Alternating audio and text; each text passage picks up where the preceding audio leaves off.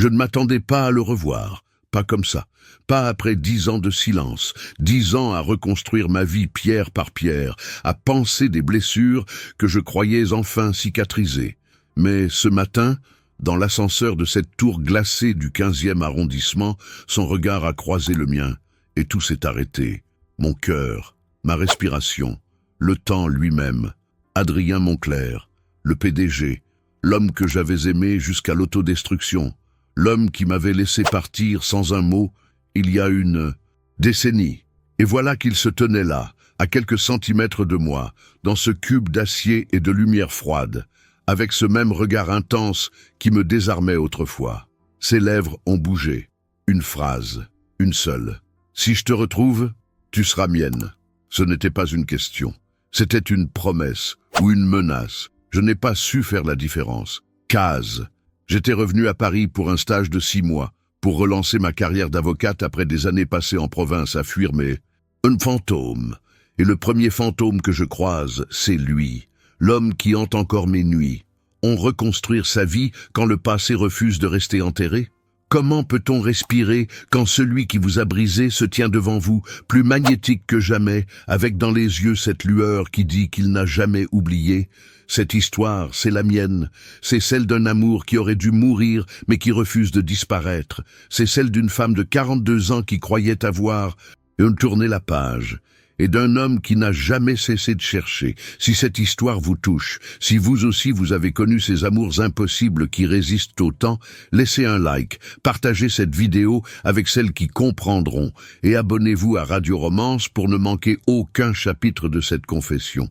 Parce que parfois, les histoires les plus vraies sont celles qu'on n'ose pas raconter. 10 ans plus tôt, j'avais 28 ans et je croyais encore aux contes de fées. J'étais jeune avocate, fraîchement diplômée, affamée de réussite et d'absolu. Lui, il en avait 35 et dirigeait déjà l'empire familial avec une poigne de fer et une élégance qui faisait trembler les salles de conseil d'administration. Nous nous étions rencontrés lors d'un gala de bienfaisance à Versailles, une soirée scintillante où je n'avais rien à faire, invité par une amie pour meubler un samedi soir trop vide. Notre histoire avait duré 2 ans, 2 années intenses, secrète, tumultueuse, parce qu'Adrien Moncler ne se montrait pas au grand jour avec une fille sans nom, sans fortune, sans lignée. Sa famille veillait. Sa mère surtout, Mathilde de Moncler, femme de glace et de tradition, pour qui je n'étais qu'une passade indigne de son fils héritier. J'avais accepté l'ombre, j'avais accepté les rendez-vous clandestins, les week-ends volés dans des maisons de campagne anonymes, les nuits où il arrivait chez moi après minuit et repartait avant l'aube. J'avais accepté parce que je l'aimais avec une violence qui me terrifiait, parce que dans ses bras, j'existais d'une manière que je n'avais jamais connue. Puis un matin, sa mère m'avait convoqué dans son bureau feutré de l'avenue Foch. Elle m'avait offert un chèque, une somme obscène, le prix de mon départ. Mon fils doit épouser Constance de Villers. C'est arrangé depuis des années. Vous n'êtes qu'un accident de parcours. Soyez raisonnable. Je n'avais pas pris l'argent, mais j'étais parti quand? Même parce qu'Adrien n'avait pas démenti, parce qu'il n'avait pas choisi, parce que 3 semaines plus tard, j'avais vu les photos de leur fiançailles dans le Figaro, lui souriant à côté de cette blonde parfaite, et j'avais compris que je n'avais été qu'un rêve éveillé dans sa vie programmée. J'avais quitté Paris, accepté un poste à Lyon, reconstruit, ou du moins essayé. L'ascenseur s'est ouvert au 23e étage. Je suis sorti la première, les jambes mécaniques, le cœur tambourinant contre mes côtes. Derrière moi, j'ai entendu ses pas, lents, mesurés, chassant ma fuite. Le cabinet Delvaux & Associés occupait tout l'étage. J'étais censé y passer 6 mois comme consultante senior sur une fusion internationale complexe. Mon retour à Paris devait être professionnel, propre, sans histoire. Mais l'univers, semble-t-il, a le sens de l'ironie cruelle. Mademoiselle Rivière, sa voix, grave, posée, comme une caresse sur une plaie jamais refermée. Je me suis retourné malgré moi. Adrien se tenait à 3 mètres, impeccable dans son costume anthracite, les mains dans les poches, ce regard gris acier planté dans le mien. Il avait 45 ans maintenant, quelques fils argentés dans ses cheveux noirs. Des rides fines au coin des yeux, il était encore plus beau qu'avant, plus dangereux aussi. Monsieur Moncler, ma voix a tremblé. Je l'ai haï pour ça. Tu travailles ici maintenant? 6 mois. Mission temporaire. Il a hoché la tête, un sourire imperceptible flottant sur ses lèvres. Intéressant, parce que Moncler Industries est justement le client principal de cette fusion. Tu vas travailler sur mon dossier. Mon sang s'est glacé. C'est impossible, c'est pourtant la réalité. Il s'est avancé d'un pas, puis un autre. L'espace entre nous se réduisait. J'ai demandé spécifiquement quelqu'un de Lyon, quelqu'un avec ton profil, ton expertise en droit international. Tu savais, ce n'était pas une question. Je t'ai cherché pendant 10 ans, Éléonore. Tu crois vraiment que j'allais te laisser m'échapper maintenant que tu es revenu? Sa franchise m'a coupé le souffle. Aucun détour, aucun jeu. Juste cette vérité nue, dangereuse, posée entre nous comme une bombe à retardement. Je ne suis pas revenu pour toi, je sais, mais tu es là quand même. Il était tout près maintenant, trop près. Son parfum m'enveloppait, ce mélange de cèdre et de bergamote qui hantait encore mes draps certaines nuits. Et cette fois, je ne te laisserai pas partir. Tu n'as pas le droit. J'ai tous les droits. Tu es dans mon territoire, mon entreprise, mon monde. Ses yeux brillaient d'une intensité féroce. Et cette fois, Éléonore, il n'y a plus de mère pour t'acheter, plus de fiancée parfaite, plus d'excuses. Constance, nous avons divorcé il y a 8 ans. Le mariage a duré exactement 18 mois. 18 mois d'enfer poli où nous faisions semblant pour les photographes et dormions dans des chambres séparées. Cette révélation m'a frappé comme une gifle. Tu as divorcé. Le jour où j'ai compris que je ne pourrais jamais aimer quelqu'un d'autre. Il a levé la main, ses doigts effleurant ma joue avec une douceur qui contredisait la dureté de ses paroles. Le jour où j'ai accepté que tu m'avais détruit pour toujours. J'ai reculé. Son contact brûlait ma peau. Ne fais pas ça. Quoi, te dire la vérité? Me manipuler avec des regrets tardifs? Ce ne sont pas des regrets tardifs, Éléonore. C'est 10 ans de purgatoire. 10 ans à essayer de t'oublier et à échouer. Chaque putain de jour, sa mâchoire s'est crispée. Je t'ai cherché, partout. Mais tu t'étais enterré si profondément que même mes détectives privés n'arrivaient pas à te localiser. Parce que je ne voulais pas être trouvé. Je sais, un silence, lourd, chargé de tout ce qui n'avait jamais été dit. Mais maintenant, tu es là. Et je ne lâcherai pas. Quelqu'un a toussé derrière nous. Une jeune assistante, visiblement mal à l'aise d'interrompre. « Monsieur Moncler, votre réunion de 9 heures. » « J'arrive. » Il n'a pas quitté mon regard. « À plus tard, mademoiselle Rivière. Nous avons beaucoup à discuter, professionnellement parlant. » Le sourire qu'il m'a lancé avant de partir était tout sauf professionnel. Je suis restée plantée là, tremblante, tandis que ma vie, soigneusement reconstruite, commençait à s'effondrer. Ma première journée s'est déroulée dans un brouillard. J'ai rencontré l'équipe, étudié les dossiers, souri poliment, tout en sachant qu'Adrien était quelque part dans ce bâtiment, peut-être quelques étages au-dessus, et que tôt ou tard, nos chemins se croiseraient à nouveau. Ce qui s'est produit plus tôt que prévu. À midi, mon téléphone a vibré. Un message d'un numéro inconnu. « Déjeune avec moi. Terrasse du Plaza Athénée. 13 heures. Non négociable. AM. » J'aurais dû refuser. J'aurais dû établir des limites claires. Mais ma curiosité était plus forte que ma prudence. Ou peut-être était-ce autre chose. Cette part de moi qui n'avait jamais cicatrisé, qui se réveillait maintenant avec une faim terrible. Il était déjà installé quand je suis arrivé, à une table isolée, avec vue sur la cour intérieure. Il s'est levé à mon approche, parfait gentleman, et a tiré ma chaise. Ses doigts ont effleuré mon épaule une fraction de seconde. Un contact anodin, électrique. « Tu es venu ?» Il semblait presque surpris. « Tu as dit non négociable. Depuis quand cela t'arrête ?» Un demi-sourire. La Éléonore que je connaissais n'en faisait qu'à sa tête. La Éléonore que tu connaissais avait 28 ans et croyait encore au conte de fées. Et maintenant j'ai 42 ans, un divorce derrière moi, et je ne crois plus qu'au contrat juridiquement contraignant. Quelque chose a traversé son regard. De la surprise, peut-être du regret. Tu t'es marié. Oui, avec un homme bien, un notaire de Lyon. Nous avons essayé pendant 6 ans. Ça n'a pas marché. Pourquoi ? Parce qu'on ne peut pas aimer quelqu'un à moitié de son cœur quand l'autre moitié appartient encore à un fantôme. Les mots sont sortis avant que je puisse les retenir, brutaux, honnêtes. Le visage d'Adrien s'est fermé. Je suis désolé. Ne le sois pas. C'était mon choix, ma lâcheté. Le serveur est venu prendre nos commandes. Ce moment de répit nous a permis de respirer, de nous regarder vraiment pour la première fois depuis 10 ans. J'ai vu les changements, les rides de fatigue autour de ses yeux, la tension dans ses épaules. Il portait son empire comme un fardeau. Parle-moi. De ces 10 ans, a-t-il dit quand nous avons été seuls à nouveau? Pourquoi? Parce que je veux savoir, parce que j'ai besoin de combler ce vide. J'ai bu une gorgée d'eau, gagné du temps. Il n'y a pas grand-chose à dire. J'ai travaillé, grimpé les échelons dans un cabinet régional. Je me suis marié à 35 ans, divorcé à 41. J'ai une maison avec un jardin, un chat qui s'appelle Voltaire, une vie tranquille, mensongère. Quoi? Cette vie est un mensonge. Je le vois dans tes yeux. Il s'est penché en avant, intense.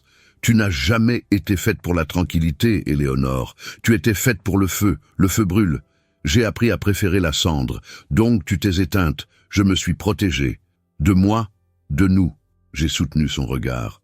De cette chose entre nous qui n'a jamais su être saine, qui ne savait que consumer. Il a reculé dans sa chaise, quelque chose de sombre traversant ses traits. Tu as raison, nous étions toxiques. Mais putain, Éléonore, nous étions vivants. On peut être vivant sans se détruire, peut-être, mais on peut aussi passer toute sa vie à demi-vivant, à regarder par la fenêtre en se demandant ce qui aurait pu être. Sa voix s'est faite plus douce, plus dangereuse. C'est ce que tu as fait? Regarder par la fenêtre? Je n'ai pas répondu, parce que la vérité était trop cruelle, trop vraie. Nos plats sont arrivés. Nous avons mangé dans un silence tendu, chargé de tout ce qui ne pouvait être dit. Puis, au dessert, il a posé sa main sur la mienne. Je ne veux pas te faire du mal, alors laisse-moi partir. Je ne peux pas. Ses doigts se sont resserrés. Pas cette fois. Parce que si je te laisse repartir, je sais que je ne survivrai pas à une 3e fois. Une 3e fois? Je t'ai perdu 2 fois, Éléonore. La première quand tu es partie. La seconde quand j'ai accepté que tu ne reviendrais jamais. Ses yeux brillaient d'une émotion brute. Si tu repars maintenant, ce sera la 3e. Et celle-là me tuera. Les jours suivants ont été une torture élégante.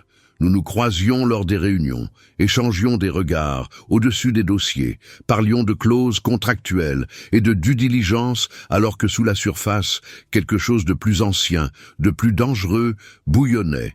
Il était professionnel, courtois, mais ses yeux me déshabillaient de toute cette fausse distance. Et moi, je me détestais parce que je le laissais faire, parce qu'une part de moi voulait être vue par lui, désirée, reconnue. Le vendredi soir, alors que le bureau se vidait, il est apparu à la porte de mon bureau temporaire. « Dîne avec moi, Adrien, s'il te plaît. » Ce mot, rare dans sa bouche. Juste un dîner, comme 2 vieux amis qui se retrouvent. Nous n'avons jamais été amis. Non, nous avons été bien plus que ça. Il s'est appuyé contre le chambranle, décontracté mais intense. Et bien moins, aussi. C'est peut-être le moment d'essayer quelque chose entre les deux. J'aurais dû refuser, mais j'étais fatigué de résister. Fatigué. De faire semblant que sa présence ne me déchirait pas. Alors j'ai accepté. Il m'a emmené dans un restaurant discret du Marais. Pas le genre d'endroit où on va pour être vu, mais plutôt pour disparaître. Une table dans un coin sombre, des bougies qui jetaient des ombres dansantes sur son visage. Nous avons bu du vin, beaucoup de vin. Et peu à peu, les défenses sont tombées. Tu me manques. Il a dit ça simplement, sans artifice, ses yeux plantés dans les miens. Chaque putain de jour depuis 10 ans, tu me manques. Adrien, laisse-moi finir. Il a pris une grande inspiration. Quand tu es parti, j'ai cru que je pourrais continuer, épouser Constance, jouer le rôle qu'on attendait de moi. Mais le jour de mon mariage, en remontant l'allée, je ne voyais que toi, ton visage. Tes larmes la dernière fois que je t'ai vu. Tu ne m'as jamais rappelé, jamais cherché, parce que je pensais que tu serais mieux sans moi, que tu méritais quelqu'un qui pourrait t'offrir plus qu'une vie dans l'ombre. Il a secoué la tête. Je me trompais. Je ne te protégeais pas. Je me protégeais moi, de mon incapacité à te choisir vraiment. Et maintenant, il n'y a plus rien à protéger. Ma mère est morte il y a 3 ans. L'Empire m'appartient entièrement. Je n'ai plus d'obligations dynastiques à respecter. Il a tendu la main à travers la table. Je suis libre, Éléonore. Pour la première fois de ma vie, je suis libre. Mais moi, je ne le suis plus. Ma voix s'est brisée. J'ai construit une vie. Peut-être pas une vie de feu, mais une vie stable, sûre, une vie qui ne te rend pas heureuse. Comment tu le sais? Parce que je te connais, parce que je vois cette tristesse dans tes yeux, cette résignation. Il a pressé ma main. Tu t'es résigné à une demi-vie, comme moi pendant 10 ans. Qu'est-ce que tu veux de moi, Adrien? Tout, brutal, honnête. Je veux que tu me donnes une seconde chance. Je veux réparer ce que j'ai brisé. Je veux... Quoi? Te prouver que j'ai changé, que cette fois, je te choisirai chaque jour, sans hésitation. Mon cœur battait si fort qu'il devait l'entendre. Et si ce n'est pas assez, alors au moins, nous aurons essayé. Au moins, nous ne passerons pas le reste de notre vie à nous demander ce qui aurait pu être. Nous sommes sortis du restaurant à minuit passé. L'air était doux pour un soir de septembre. Paris brillait autour de nous, indifférente à notre petite tragédie personnelle. Je te raccompagne. Non, j'avais besoin d'espace, de respirer loin de lui. Je vais prendre un taxi, Éléonore. Il m'a attrapé par le poignet, doucement, mais fermement. Ne fuis pas, je ne fuis pas. Je réfléchis. À quoi? À tout ce que tu viens de dire, à ce que ça signifie, à ce que ça pourrait coûter. Il a hoché la tête, lâchant mon poignet. Mais avant que je puisse m'éloigner, il m'a attiré contre lui. Ses lèvres ont effleuré mon front. Un baiser chaste, tendre, dévastateur. « Prends ton temps », a-t-il murmuré contre ma peau. « Mais sache que je ne changerai pas. David, tu es ce que j'ai toujours voulu, ce que j'aurais dû choisir il y a 10 ans. » Je me suis détaché de lui, le cœur en morceaux, et j'ai couru vers le premier taxi. Dans le rétroviseur, je l'ai vu rester immobile sur le trottoir, les mains dans les poches, me regardant disparaître une fois de plus. Mais cette fois, quelque chose était différent. Cette fois, je n'étais pas sûr de vouloir disparaître. Le week-end a été un enfer de solitude. Je suis resté enfermé dans mon petit appartement, de location à Montparnasse, à tourner en rond, à ressasser chaque mot, chaque regard, chaque frôlement. Mon téléphone est resté silencieux. Adrien respectait son engagement. Il me donnait de l'espace. Mais l'espace ne m'aidait pas. Il amplifiait le vide. Le lundi matin, j'ai reçu un message. Pas de lui, mais de Maître Delvaux, l'associé principal du cabinet. Réunion exceptionnelle, 10 heures, salle de conférence A, présence obligatoire. Quand je suis arrivé, toute l'équipe était déjà là. Et, au bout de la table, impeccable dans un costume bleu marine, Adrien présidait comme s'il était chez lui. « Mademoiselle Rivière, asseyez-vous » Maître Delvaux m'a indiqué une chaise, juste en face d'Adrien. Bien sûr, la réunion a commencé. Discussion de la fusion, des clauses de non-concurrence, des aspects transfrontaliers. Je me concentrais sur les documents, évitant soigneusement le regard d'Adrien. Mais je le sentais. Cette attention constante, pesante, qui ne me quittait jamais. À la pause. Et au café, il m'a coincé dans le couloir. « Tu m'évites, je travaille, tu mens. » Il s'est rapproché. « Tu as peur, je ne suis pas. » « Si, tu as peur parce que tu ressens la même chose que moi, parce que tu sais que si nous recommençons, il n'y aura pas de demi-mesure cette fois. Adrien, s'il te plaît quoi? Arrêtez de te dire la vérité. » Une collègue est passée, nous jetant un regard curieux. Adrien a reculé, retrouvant instantanément son masque professionnel, mais ses yeux continuaient de me brûler. Le soir même, j'ai reçu un colis, une boîte élégante livrée par coursier. À l'intérieur, un livre, une édition rare de Marguerite Duras, Le ravissement de Lol Fettestein, mon livre préféré, celui que j'avais mentionné une fois, il y a des années, lors d'une de nos nuits clandestines. Il se souvenait. Le mot à l'intérieur était bref, parce que certaines dévastations sont belles. Ah, j'ai tenu le livre contre ma poitrine et j'ai pleuré. Pour la première fois depuis mon retour à Paris, j'ai laissé les larmes couler. Toutes ces années de douleur enfouie, de désirs réprimés, de rage contre lui, contre moi, contre le destin cruel qui nous avait séparés. Et je me suis demandé si je pourrais survivre à un nouveau départ, ou si cette fois, nous nous détruirions complètement. Le lendemain, il pleuvait. Une de ces pluies parisiennes qui transforment la ville en tableau impressionniste. J'étais à mon bureau, étudiant un contrat, quand la porte s'est ouverte sans qu'on ait frappé. Adrien, trempé, les cheveux collés au front, les yeux fiévreux. « Viens avec moi. Quoi, maintenant? Maintenant !» Il n'y avait aucune place pour la négociation dans sa voix. « Adrien, je travaille sur ça, attendra. » Il a attrapé ma veste sur le dossier de ma chaise et me l'a tendue. « S'il te plaît, juste 2 heures. Fais-moi confiance. » Quelque chose dans son expression m'a fait céder. Cette vulnérabilité rare qu'il ne montrait jamais. Cette fêlure dans son armure. Nous avons pris sa voiture. Une Aston Martin gris métallisé qui sentait le cuir et son parfum. Il conduisait vite, concentré, les mains serrées sur le volant. Nous avons quitté Paris par l'autoroute, direction l'ouest. « Où m'emmènes-tu? Tu verras. » Après 40 minutes, nous avons pris une sortie puis une route de campagne bordée d'arbres. Et puis, au détour d'un virage, je l'ai vue. La maison. Notre maison. Enfin, pas vraiment la nôtre, mais celle où nous avions passé nos plus beaux week-ends. Un petit manoir du XVIIIe siècle, caché au milieu d'un parc. Le propriétaire nous l'a loué, aucune question posée, heureux de l'argent qu'Adrien lui versait. « Tu l'as acheté il y a 6 ans. » Il a coupé le moteur. Je ne pouvais pas supporter l'idée que quelqu'un d'autre y fasse de nouveaux souvenirs. Nous sommes sortis sous la pluie qui s'était transformée en bruine. La maison était exactement comme dans mon souvenir. Les volets verts, le lierre grimpant sur la façade, le banc sous le grand chêne où nous asseyions pour regarder le coucher du soleil. « Pourquoi m'as-tu amené ici?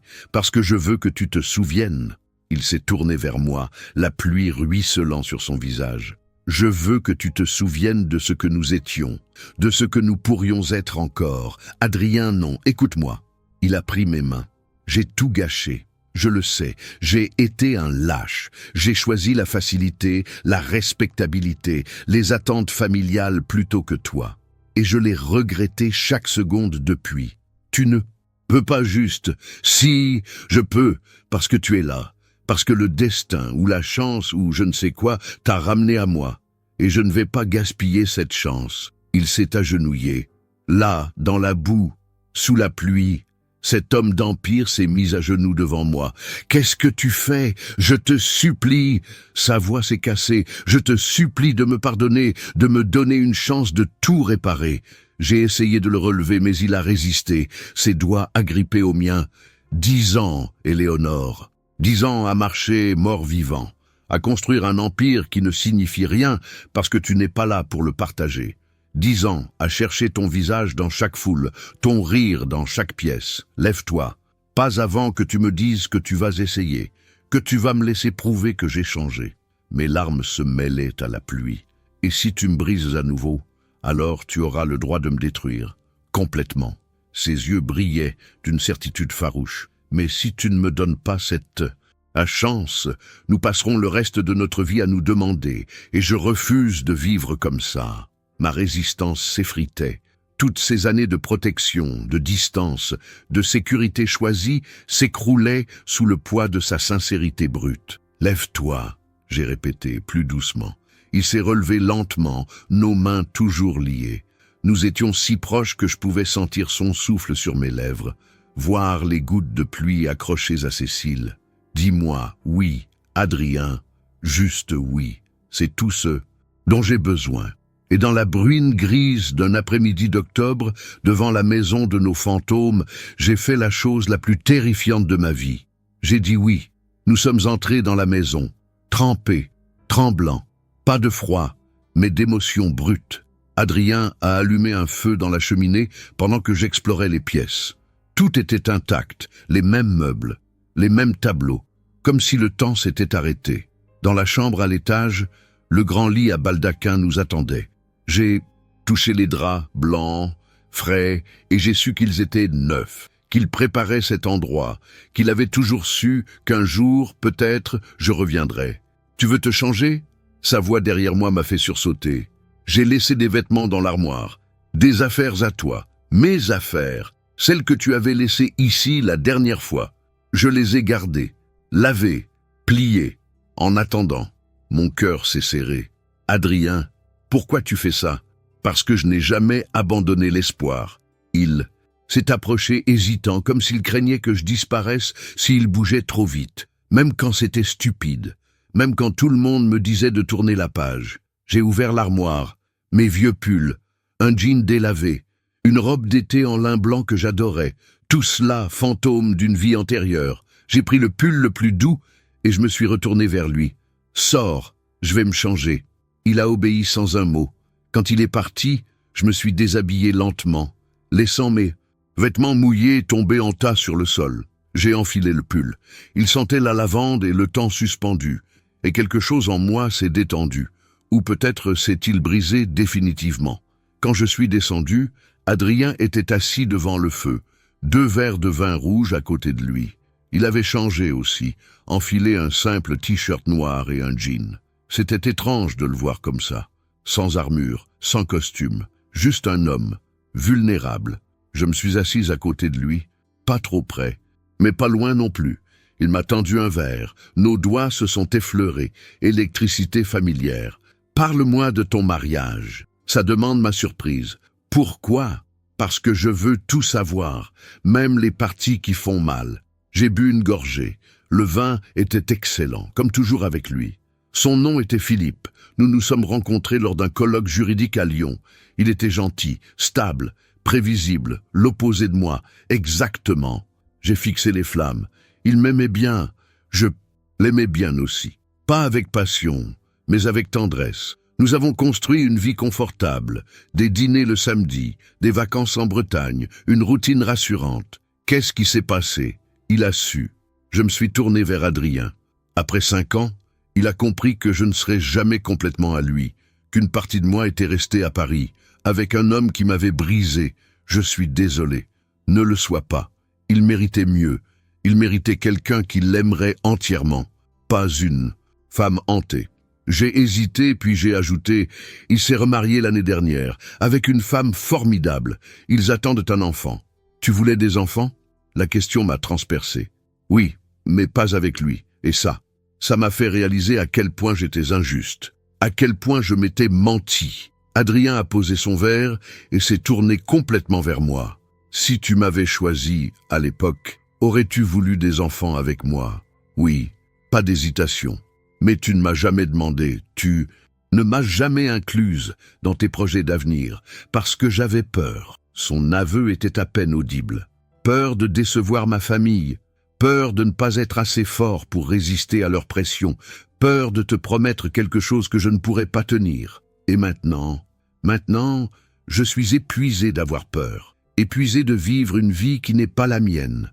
Il a pris ma main, l'a portée à ses lèvres. Je veux tout avec toi, Éléonore. Le mariage, les enfants si tu en veux encore, une vie publique, assumée, où je peux te présenter comme la femme que j'aime, pas comme un secret honteux. Je vais avoir 43 ans bientôt. Et alors, c'est peut-être tard pour rien. Il a pressé ma main contre sa joue. On trouvera un chemin. Adoption, FIV, ou juste nous deux et un chat qui s'appelle Voltaire. J'ai ri malgré moi. Ce rire libérateur qui brise la tension. Tu te souviens de mon chat?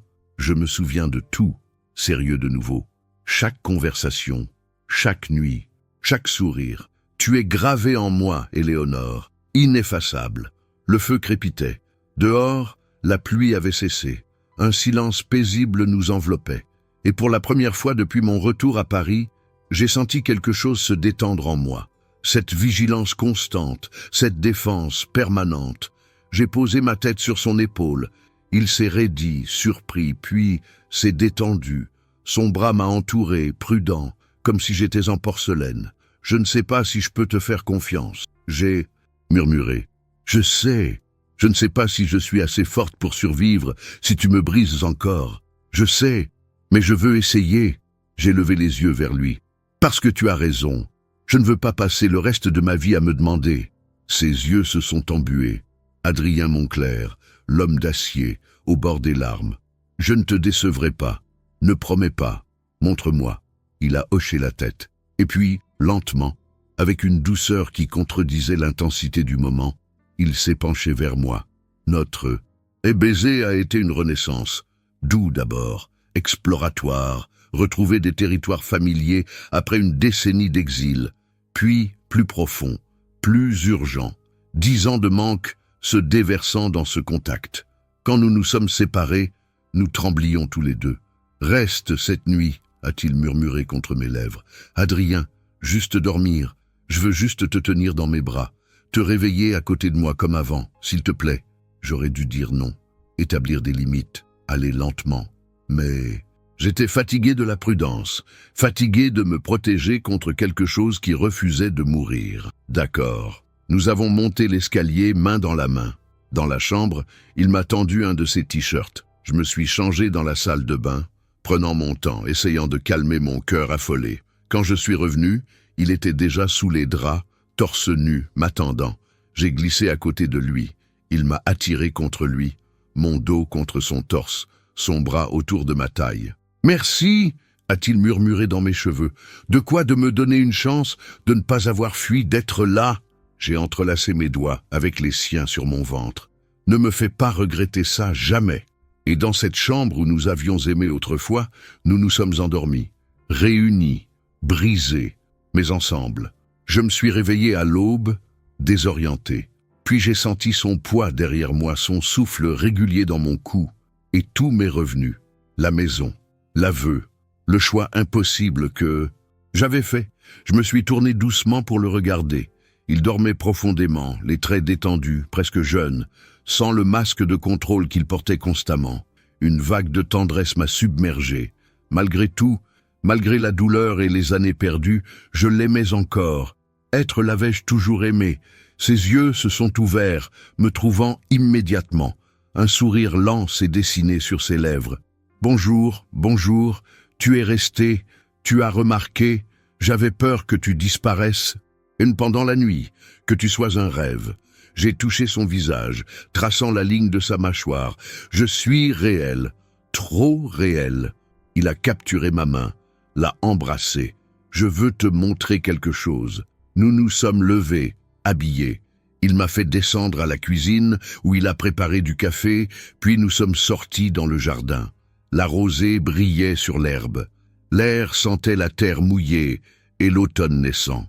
Au fond du jardin, près du vieux mur de pierre, il y avait quelque chose de nouveau. Un banc en bois, simple mais élégant.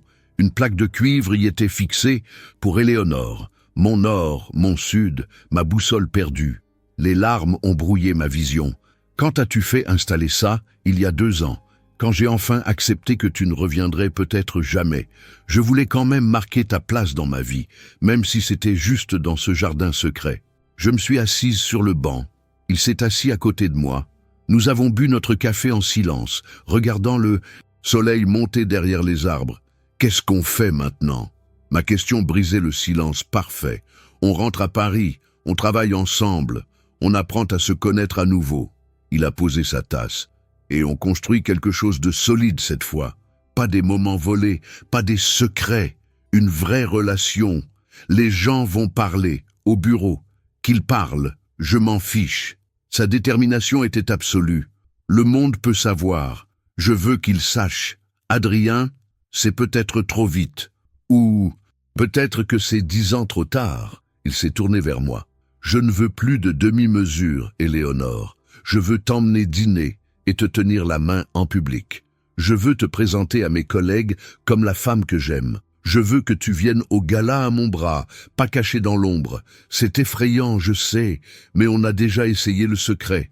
Regarde où ça nous a menés. Il avait raison. Nous avions déjà emprunté ce chemin, et il n'avait mené qu'à la dévastation. Peut-être que cette fois, la lumière serait notre salut. Le retour à Paris a été silencieux, chacun perdu dans ses pensées. Quand il m'a déposé devant mon appartement, il a attrapé ma main avant que je descende. Dîne avec moi ce soir. Un vrai rendez-vous. Restaurant, chandelle, tout le rituel. D'accord, je passe te chercher à 20h. J'ai hoché la tête et je suis sorti de la voiture. Il est resté jusqu'à ce que je sois à l'intérieur, comme il le faisait toujours autrefois. Certaines habitudes ne meurent jamais. Le reste de la journée a passé dans un brouillard. J'ai essayé de travailler sur les dossiers, mais mon esprit ne cessait de dériver. Vers lui, vers nous, vers ce futur incertain qui se dessinait. 9 heures, j'ai commencé à me préparer. J'ai choisi une robe simple mais élégante, noir profond, qui m'arrivait juste au-dessus du genou. Des talons qui me donnaient de l'assurance. Du rouge à lèvres qui disait que j'étais une femme, pas une fille. À 20 heures précises, on a sonné. Quand j'ai ouvert, Adrien était là, magnifique, dans un costume gris sombre, un bouquet de pivoines blanches à la main. Pour toi, comment tu te souviens que j'aime les pivoines? Je me souviens de tout. Il a souri. Tu es magnifique, toi aussi. Nous sommes allés au 5, le restaurant de l'hôtel Georges V. Une table près de la fenêtre, vue sur la cour illuminée. Un endroit où on va pour être vu, pour annoncer quelque chose. Les regards nous ont suivis quand nous sommes entrés. Adrien Moncler, PDG, célibataire le plus convoité de Paris, avec une femme inconnue à son bras. Je pouvais presque entendre les murmures, sentir les questions. Mais Adrien semblait indifférent. Sa main dans le creux de mon dos était possessive, fière. Il me présentait au maître d'hôtel, au sommelier, comme si j'avais toujours été à sa place. « Tu vas faire la une des journaux mondains demain », j'ai murmuré quand nous avons été assis. « Bien, qu'il sache que je suis pris. » Le dîner a été parfait. Nous avons parlé de tout et de rien, de nos 10 ans séparés, comblant les vides, de nos rêves abandonnés et de ceux encore possibles. Et peu à peu, la tension s'est dissipée. Nous sommes redevenus nous, ou peut-être une version plus sage, plus cicatrisée de ce que nous étions. Après le dessert, il m'a emmené danser. Un club de jazz intime dans le 7e. La musique était lente, langoureuse. Il m'a tenu contre lui sur la piste, nos corps se souvenant de la chorégraphie. « Je t'aime ». Il a dit ça simplement. Ça joue contre mes cheveux. Je ne te l'ai jamais dit assez avant, mais je le dis maintenant. Je t'aime, Éléonore. Depuis la première seconde où je t'ai vu à ce gala ridicule, dans ta robe verte, en train de t'ennuyer mortellement, mon cœur a raté un battement. Tu te souviens de la robe? Je me souviens de tout. Il s'est reculé pour me regarder. Je t'aime, pas comme un souvenir romantique, pas comme un fantasme de ce qui aurait pu être, mais toi, la vraie toi, avec tes peurs, tes cicatrices. Ton divorce, ton chat bizarre. Voltaire n'est pas bizarre, il a un œil qui louche, c'est ce qui fait son charme. Nous avons ri, et dans ce rire, quelque chose s'est dénoué. Les dernières défenses sont tombées. Je t'aime aussi. J'ai enfin dit les mots que je retenais depuis des jours. Je ne voulais pas, j'ai essayé de ne pas, mais je t'aime, encore, toujours. Il m'a embrassé là, au milieu de la piste de danse, devant tout le monde. Un baiser profond, engagé, qui scellait quelque chose de nouveau. Quand nous nous sommes séparés, je tremblais. « Ramène-moi chez moi, maintenant, maintenant !» Le trajet a été silencieux, chargé d'anticipation. Quand nous sommes arrivés devant mon immeuble, j'ai pris une grande inspiration. « Monte, Éléonore, si tu n'es pas sûre. » Je suis sûr. J'ai planté mon regard dans le sien. De nous, de toi, de ce que je veux. Nous sommes montés les 5 étages, main dans la main. Dans mon appartement minuscule, nous nous sommes déshabillés lentement, redécouvrant des territoires familiers rendus étrangers par le temps. Et quand nous nous sommes retrouvés, ce n'était plus avec la frénésie désespérée d'autrefois, mais avec la douceur de ceux qui savent qu'ils ont le temps, que cette fois, personne ne nous séparera. Les semaines suivantes ont été une révélation. Nous avons appris à nous connaître sans le voile du secret. Adrien m'emmenait déjeuner publiquement. Nous assistions ensemble aux événements professionnels. Il me présentait comme sa compagne, sans hésitation, sans excuse. Le monde a réagi exactement comme prévu. Les journaux ont spéculé, les collègues ont murmuré, certains avec bienveillance, d'autres avec venin. Mais Adrien restait inébranlable. Sa main dans la mienne était un ancrage constant. Au bureau, nous maintenions le professionnalisme. Mais tout le monde savait. Et étrangement, cela rendait les choses plus simples, plus de secrets, plus de regards furtifs, juste 2 personnes qui s'aimaient et travaillaient ensemble. Un soir, 3 semaines après notre réconciliation, il m'a emmené dîner chez lui, un penthouse spectaculaire dans le 16e, avec vue sur la tour Eiffel. Je n'y étais jamais allé. C'était un espace qu'il avait construit après notre séparation. Bienvenue chez moi. Il semblait nerveux, presque hésitant. L'appartement était magnifique, design moderne mais chaleureux, des œuvres d'art au mur, une bibliothèque impressionnante et des photos de lui avec des amis, en voyage, mais aucune photo de Constance, comme si ce mariage n'avait jamais existé. Tu as effacé toute trace d'elle, il n'y avait rien à effacer, elle n'a jamais vraiment habité ici, nous vivions séparés la plupart du temps. Il a ouvert une bouteille de vin. Ce lieu est nouveau, construit après le divorce. Je voulais un endroit qui soit vraiment à moi.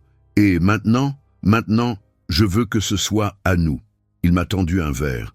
Si tu veux, pas tout de suite, mais un jour. J'aimerais que tu considères cet endroit comme le tien aussi. C'était une proposition énorme. Déménager ensemble, fusionner nos vies complètement. Une partie de moi voulait dire oui immédiatement, mais l'autre partie, celle qui avait été brisée, hésitait encore. Laisse-moi du temps, tout le temps que tu veux. Il a posé son verre et m'a prise dans ses bras. Je ne suis plus pressé, je sais où nous allons maintenant. Nous avons dîné sur la terrasse. Paris s'étalait sous nous, scintillante et indifférente. C'était étrange de penser que nous étions revenus ici, dans cette ville qui avait été témoin de notre amour et de notre destruction. Parle-moi de ta mère. Ma question l'a surpris. Pourquoi? Parce que je veux comprendre. Pourquoi elle nous haïssait tant? Il a soupiré, fixant la ville. Elle ne te haïssait pas. Elle avait peur. De quoi? Que tu me changes. Que tu me fasses dévier du chemin qu'elle avait tracé pour moi. Il s'est tourné vers moi. Ma mère était une femme dure. Elle avait grandi dans un monde où l'amour était secondaire, où le devoir et la lignée primaient. Elle voulait la même chose pour moi. Et toi, qu'est-ce que tu voulais, toi? Simple, direct. Mais je n'ai pas été assez courageux pour le dire, pour la défier. Et si elle était encore vivante, je la défierais maintenant. Sa conviction était absolue, parce que j'ai vécu les deux options. La vie qu'elle voulait pour moi et la vie sans toi. Et je choisis toi, chaque fois. Nous sommes restés sur la terrasse jusqu'à tard dans la nuit, parlant, nous embrassant, planifiant un avenir qui semblait enfin possible. Et quand je suis rentré chez moi ce soir-là, j'ai su que quelque chose avait changé, que je n'avais plus peur, que j'étais prête. Le lendemain, j'ai reçu un appel d'un numéro inconnu, une voix de femme, élégante, froide. « Mademoiselle Rivière, je suis Constance de Villers, enfin Constance Moncler. Ou plutôt, j'étais. Mon sang s'est glacé. Qu'est-ce que vous voulez? Vous rencontrer, discuter, femme à femme? Je ne pense pas que ce soit une bonne idée.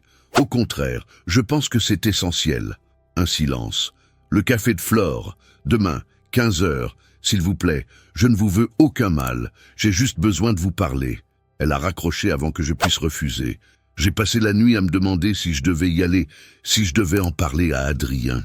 Finalement, j'ai décidé d'y aller seul. Cette conversation, quelle qu'elle soit, devait avoir lieu entre nous deux. Le lendemain, j'étais au café de Flore, 10 minutes en avance, nerveuse, sur la défensive. Puis elle est arrivée.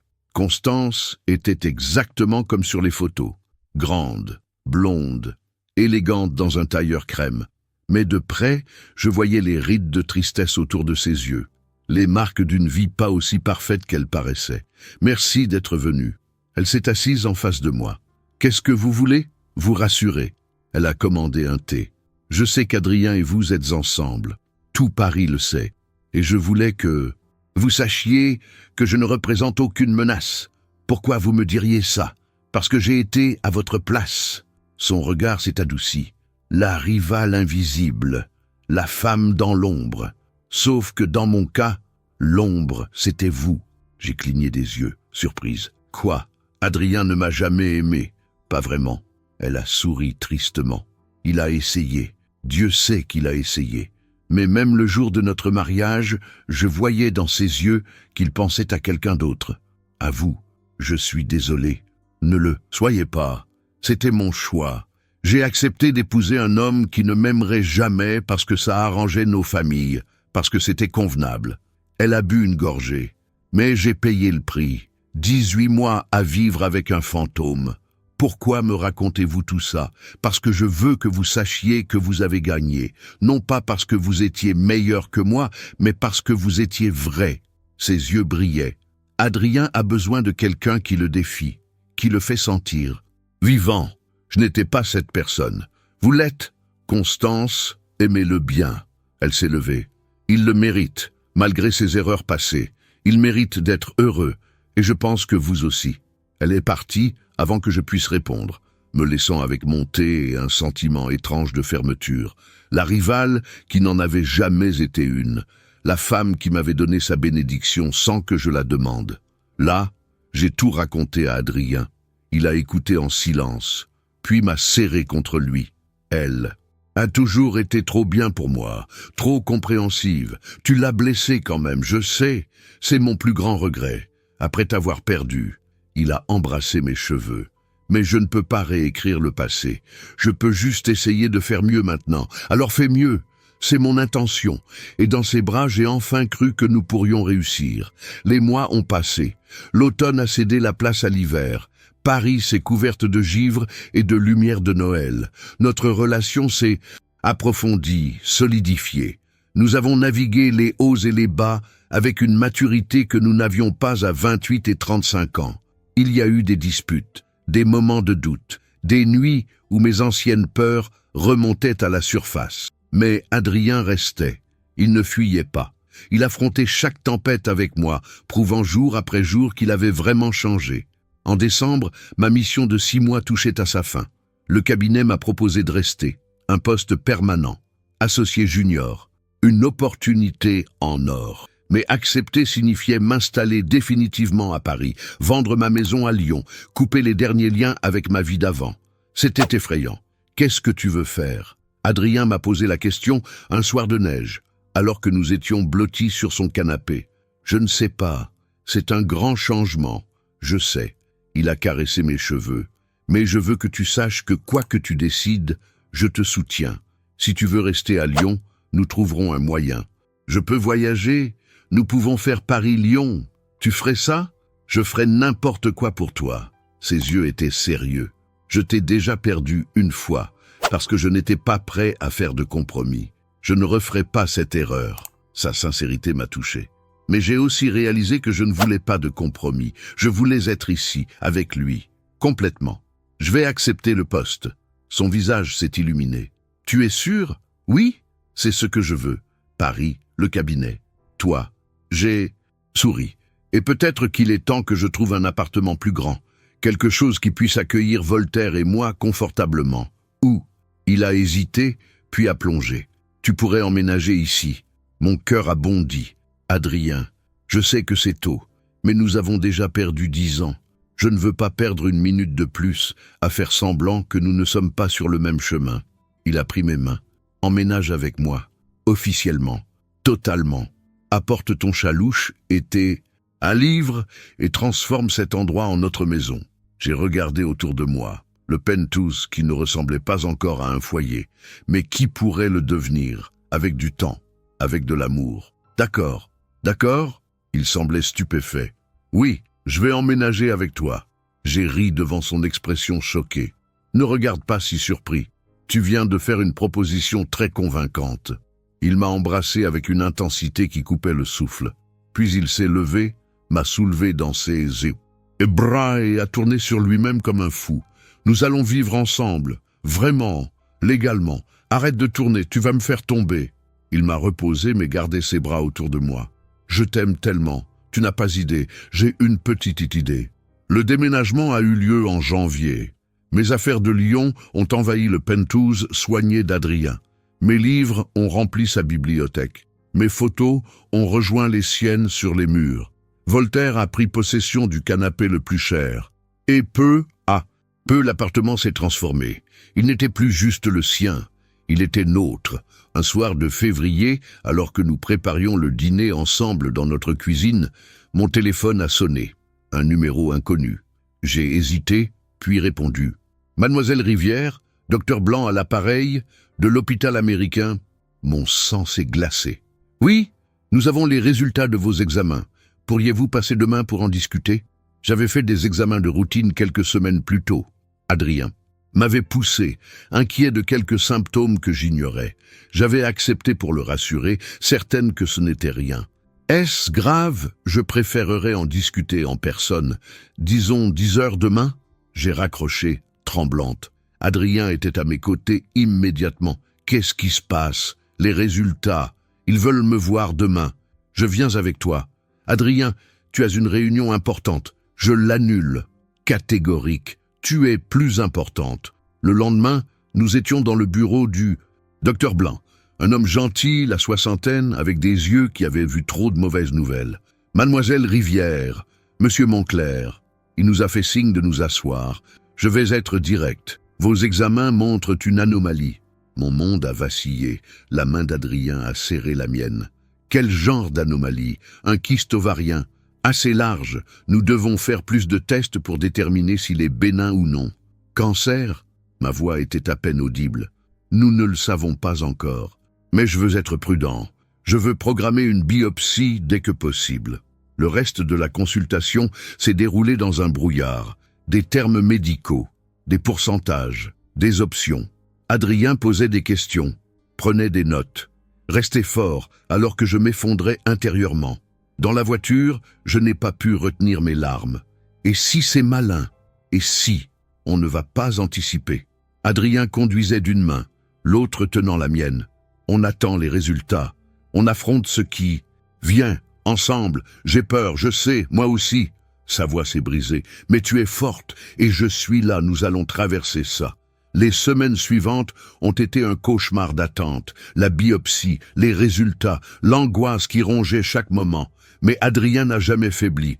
Il était à chaque rendez-vous, tenait ma main pendant chaque examen, me tenait dans ses bras pendant les nuits où je ne pouvais pas dormir. Enfin, le verdict est tombé, bénin, mais il fallait opérer, enlever le kyste et probablement l'ovaire affecté. Cela affectera ma fertilité, j'ai dit au chirurgien. Oui, mais vous aurez toujours un ovaire fonctionnel. La grossesse reste possible, bien que plus difficile. Dans la voiture du retour, le silence était lourd. Adrien me jetait des regards inquiets mais ne disait rien. C'est moi qui ai finalement parlé. Je suis désolé. De quoi? Il semblait choqué. De compliquer les choses, de peut-être ne pas pouvoir te donner des enfants.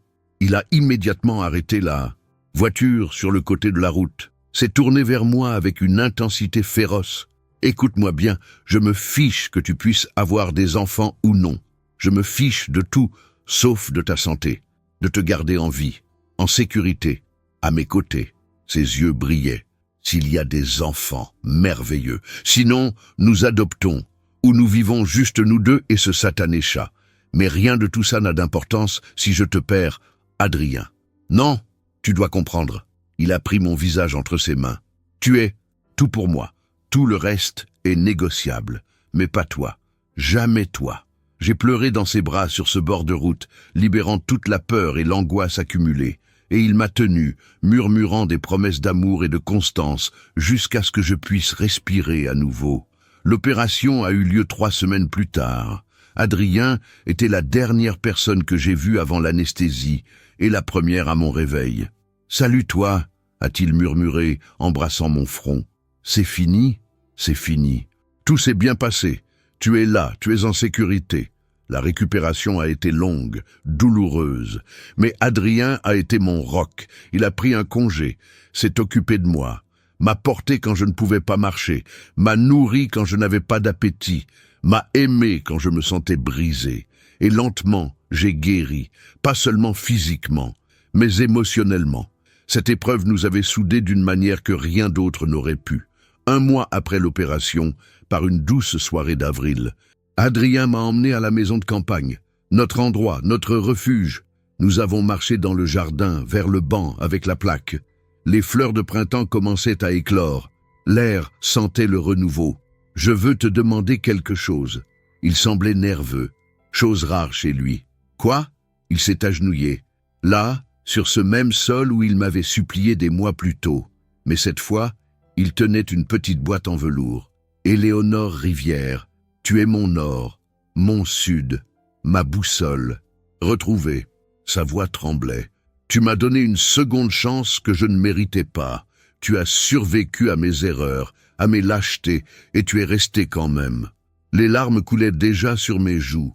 Ces derniers mois, tu m'as montré ce que signifie vraiment l'amour, pas la passion aveugle de notre jeunesse, mais quelque chose de plus profond, de plus résilient, quelque chose qui survit aux tempêtes. Il a ouvert la boîte, une bague simple mais magnifique, un diamant solitaire serti dans du platine. Épouse-moi. Pas parce que c'est convenable, pas parce que nos familles l'approuvent, mais parce que je t'aime plus que la vie elle-même, parce que je veux passer chaque jour qui me reste à te prouver que tu as bien fait de me donner cette chance. Oui, le mot est sorti sans hésitation. Oui, 1000 fois, oui. Il a glissé la bague à mon doigt et m'a soulevé dans ses bras, riant et pleurant à la fois.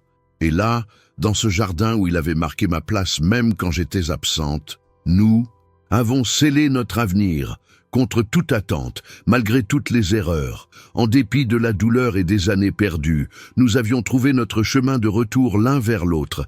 Et cette fois, c'était pour toujours. 6 mois se sont écoulés depuis nos fiançailles. 6 mois de planification, de sourires, de préparatifs pour un mariage qui serait tout ce que le premier n'avait pas été pour Adrien. Authentique, joyeux, choisi. Nous avions décidé de nous marier à la maison de campagne. Un petit événement intime, juste nos amis les plus proches et quelques membres de famille. Pas de faste, pas de protocole, juste l'amour. Mon divorce avec Philippe avait été finalisé depuis longtemps. Il m'avait même envoyé un message de félicitations quand les journaux avaient annoncé mes fiançailles. « Tu mérites d'être heureuse, Éléonore. Je suis content que tu aies trouvé ton chemin. » Sa générosité m'avait touché. Elle confirmait que j'avais fait le bon choix en le laissant partir, en lui donnant la chance de trouver quelqu'un qui l'aimerait pleinement.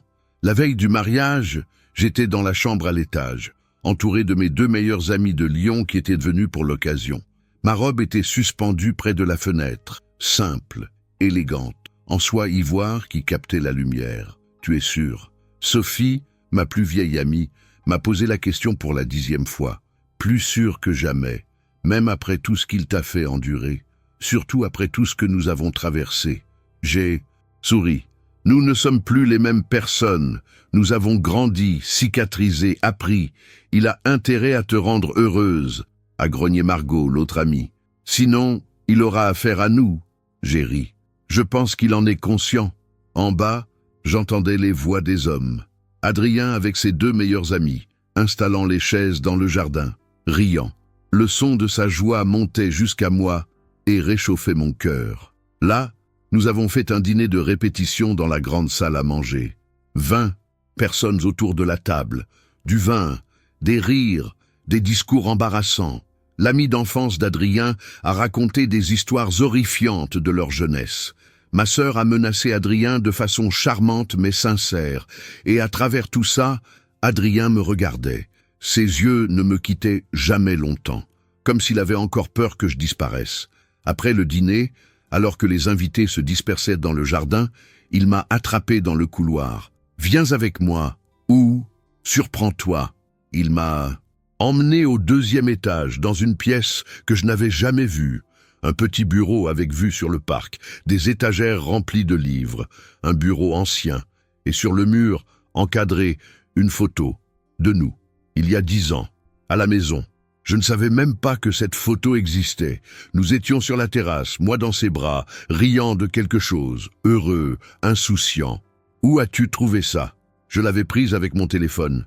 Je l'ai fait imprimer après ton départ, gardé dans mon bureau. Et pendant des années, il a passé son bras autour de ma taille. C'est mon image préférée de nous, parce qu'elle capture qui nous étions vraiment quand personne ne regardait. Nous étions jeunes, nous étions vivants. Il m'a fait pivoter vers lui. Et demain, nous recommençons. Plus sages, plus forts, mais tout aussi vivants. J'ai peur. De quoi? Que ce soit trop beau, que quelque chose le gâche, rien ne le gâchera. Sa conviction était absolue. J'y veillerai, chaque jour pour le reste de ma vie. Nous sommes restés dans cette pièce, enlacés, jusqu'à ce que Sophie vienne me chercher. La mariée doit dormir seule la nuit avant le mariage. Tradition, Adrien a protesté. Mais j'ai ri. Une nuit. Tu peux survivre une nuit. À peine. Mais il m'a laissé partir après un long baiser qui promettait demain. Là, dans notre chambre sans lui, j'ai regardé ma robe, pensé au lendemain, à l'homme qui m'attendait, et j'ai su, avec une certitude qui balayait toutes mes peurs, que c'était juste, que c'était bon, que nous avions gagné ce bonheur à travers la douleur et le temps. Le matin du mariage, je me suis réveillé avec le soleil. Le ciel était d'un bleu parfait, pas un nuage, comme si même l'univers approuvait. Ma sœur m'a aidé à me préparer. La robe glissait sur ma peau comme une promesse, simple, pas de dentelle excessive, pas de froufrou, juste moi, la vraie moi qu'Adrien avait toujours aimée. Mes cheveux étaient relevés en un chignon lâche, quelques mèches encadraient mon visage, du maquillage discret, des perles aux oreilles, cadeau d'Adrien, simple mais parfaite. Tu es magnifique. Ma sœur avait les larmes aux yeux. Ne pleure pas, tu vas me faire pleurer. Trop tard. À 16 heures, la musique a commencé. Un quatuor à cordes jouait du Debussy. J'étais en haut de l'escalier, regardant par la fenêtre le jardin transformé, les chaises blanches, les arrangements floraux de pivoine et de roses blanches. Et au bout de l'allée, sous une arche de verdure, Adrien qui m'attendait. Il était magnifique dans son costume gris clair, mais c'était son expression qui m'a coupé le souffle. Cette vulnérabilité pure, cette joie sans retenue. Ma sœur m'a tendu mon bouquet. Prête, plus que prête, je suis descendu, seul, parce que personne ne me donnait à Adrien. J'arrivais de mon plein gré, mon choix, mon amour. Chaque pas le rapprochait, et à chaque pas, notre histoire défilait. La rencontre, l'amour passionné, la séparation, les années perdues, le retour, la guérison. Quand j'ai atteint l'arche, il avait les larmes aux yeux. Il a tendu la main et j'ai glissé la mienne dans la sienne. « Tu es là », a-t-il murmuré. « Je suis là, pour toujours. » La cérémonie a été courte, des vœux que nous avions écrits nous-mêmes. Pas de formule toute faite, juste nos vérités. « Éléonore », a commencé Adrien, sa voix tremblante. « Je t'ai aimé dès le premier regard. Je t'ai perdu par ma lâcheté. Je t'ai cherché pendant des années. Et maintenant que tu es revenu, je fais le serment de ne plus jamais te laisser partir. Je promets de te choisir, chaque jour, dans la joie et dans la douleur, dans la santé et la maladie, dans les jours faciles et les jours impossibles. Tu es ma maison, mon or, ma raison de me battre. » À mon tour, la voix brisée, « Adrien, tu m'as brisée, mais tu m'as aussi reconstruite. Tu m'as montré que l'amour peut survivre au temps, à la distance, à la douleur. Tu m'as prouvé que les secondes chances existent. Je promets de t'aimer avec toutes mes cicatrices, avec toute ma force, avec tout ce que je suis. Tu es mon choix. Aujourd'hui et tous les jours à venir, je vous déclare mari et femme. » Et il m'a embrassé, devant nos amis, sous le ciel bleu, dans le jardin où il avait marqué ma place même quand j'étais absente. Les applaudissements ont éclaté, mais je n'entendais que mon cœur, notre cœur, qui battait enfin au même rythme. La réception a été parfaite, du champagne, des rires, des danses sous les étoiles. Adrien ne m'a pas quitté, sa main dans le creux de mon dos, son regard sur moi, possessif, heureux, enfin en paix. À minuit, alors que la fête battait encore son plein, il m'a entraîné à l'écart, vers notre banc, notre endroit. « Heureuse, Madame Moncler ?» Follement. J'ai souri. « Bien que tu pourrais m'appeler Madame Rivière-Moncler. J'ai gardé mon nom, bien sûr que tu l'as gardé. Tu es encore toi. C'est pour ça que je t'aime. » Il m'a attiré contre lui. « Merci. Pourquoi? Pour être revenu. Pour m'avoir pardonné. Pour avoir cru que nous pouvions être plus que nos erreurs passées. » Il a embrassé mes cheveux. Pour m'avoir sauvé, tu m'as sauvé aussi. Nous sommes restés là, enlacés, jusqu'à ce que nos amis viennent nous chercher pour couper le gâteau. Et toute la nuit, nous avons célébré, pas seulement notre mariage, mais notre survie, notre victoire sur le temps et la douleur. À l'aube, quand les derniers invités sont partis, nous sommes montés dans notre chambre, main dans la main, mari et femme. Enfin, je t'aime. Ai-je murmuré dans l'obscurité. Je t'aime aussi. Sa voix était lourde de sommeil et de bonheur. Pour toujours cette fois, pour toujours. Et dans cette maison où nous avions aimé, souffert et guéri, Nous avons commencé le premier jour du reste de notre vie, ensemble, enfin. Notre histoire ne se termine pas avec un mariage. Elle continue, chaque jour, dans les moments ordinaires qui construisent une vie.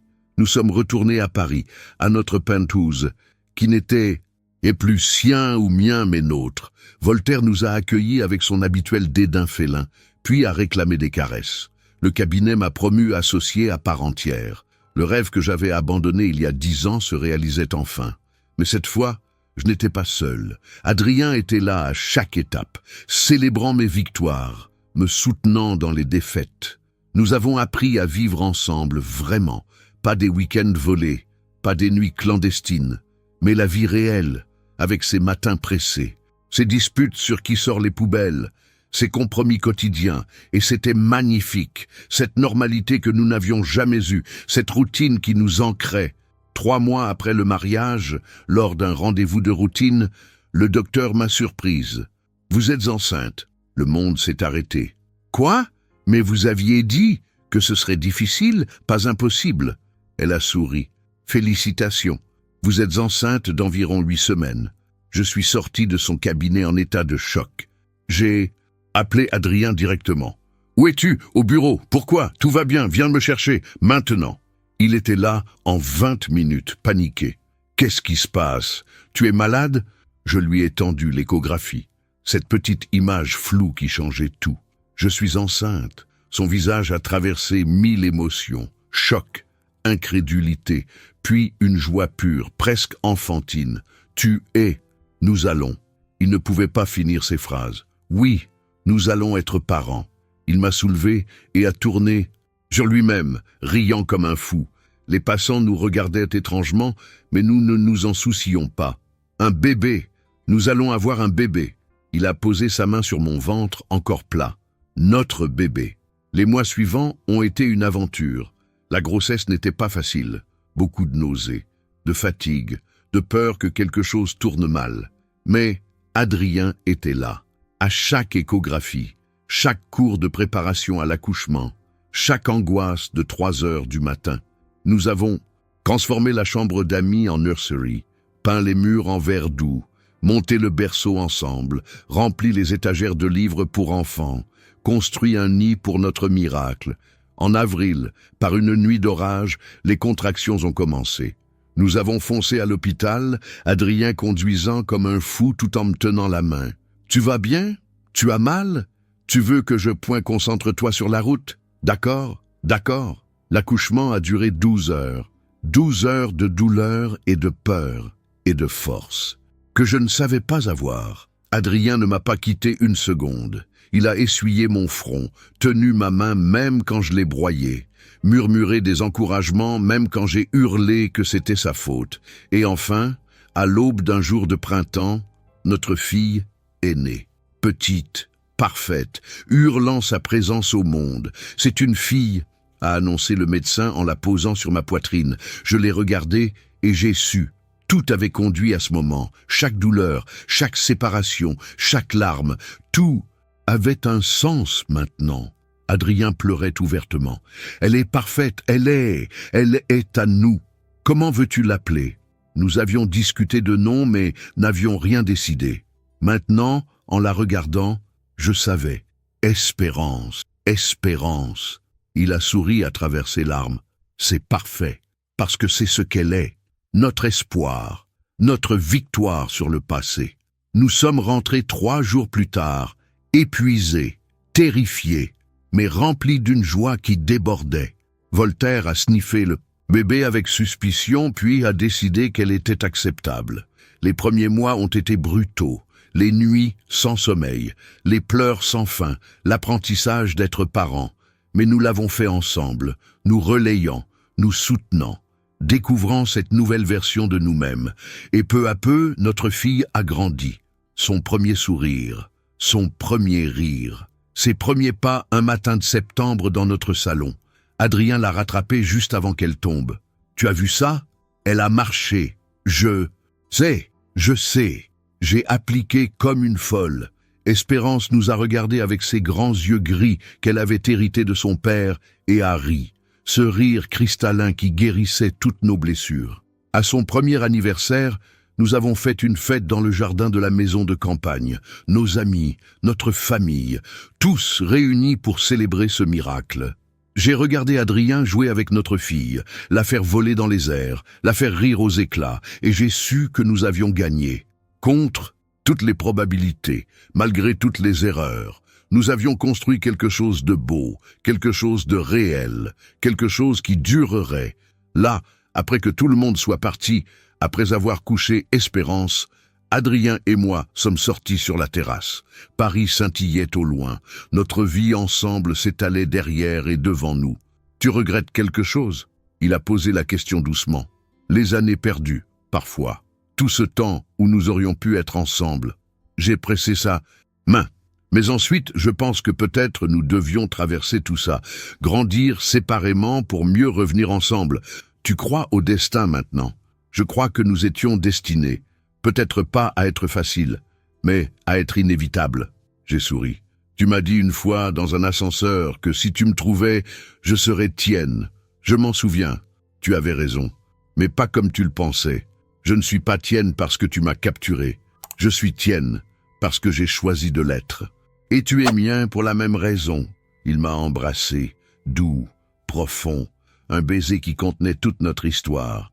Je t'aime.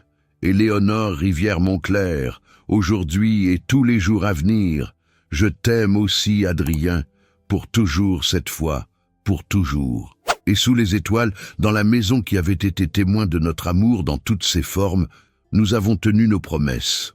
Ensemble. Enfin, vraiment. Notre histoire ne se termine pas ici. Elle continue.